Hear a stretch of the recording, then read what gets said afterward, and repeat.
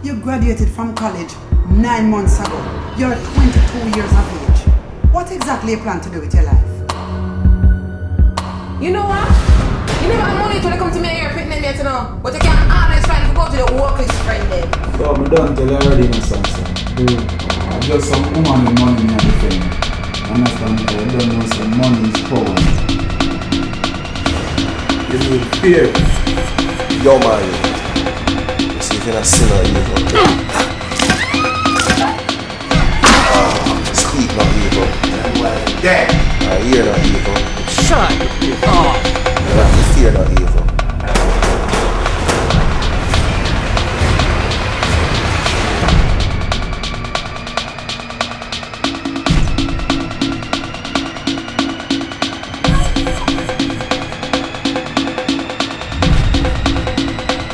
Don't worry about my choices.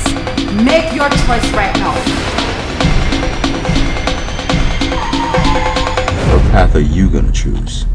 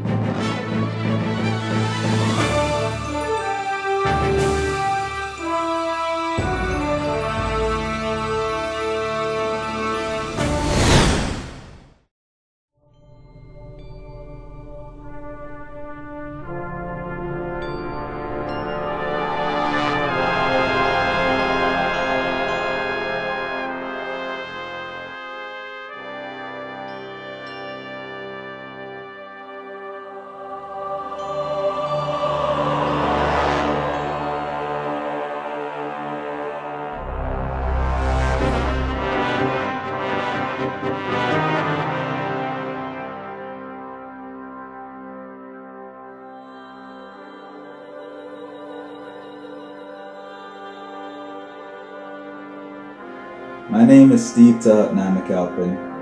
I'm the director for the movie Bashment.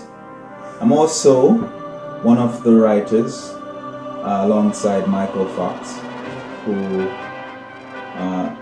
is the lead actor of the movie. Also, I'm the editor of the film and a bunch of other things. Today, I guess we're going to talk a little bit about how Bashment as an idea came about and the different things involved within the movie itself.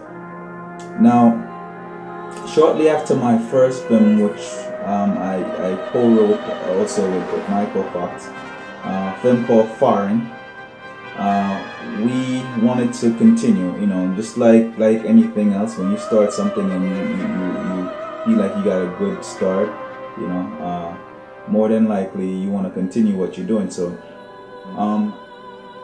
after Foreign, I wanted to continue making movies, but I didn't want to just keep on doing the same things. I didn't want to pigeonhole myself into, one lane. A lot of times when we do anything that people enjoy, they want to see us do it, over and over again. They want to see part 2, part 3, part 4, and until you run out of parts.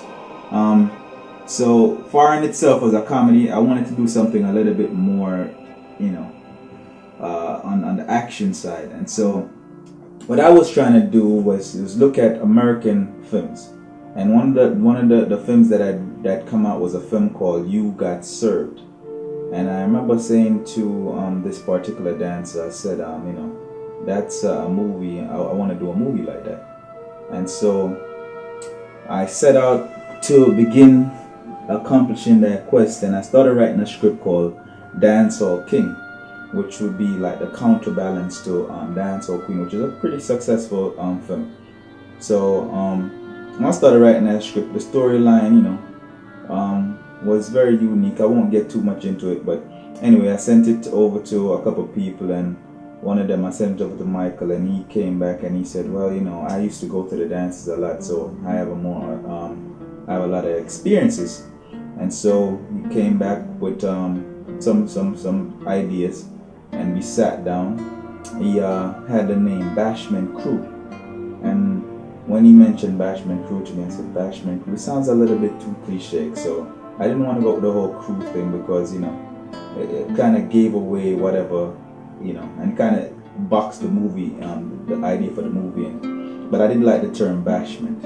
I thought it was big. I thought it was flamboyant. I thought it had energy, and so we went with bashment. Then, as we started to develop the story, he had a friend that had passed away sometime in the 90s.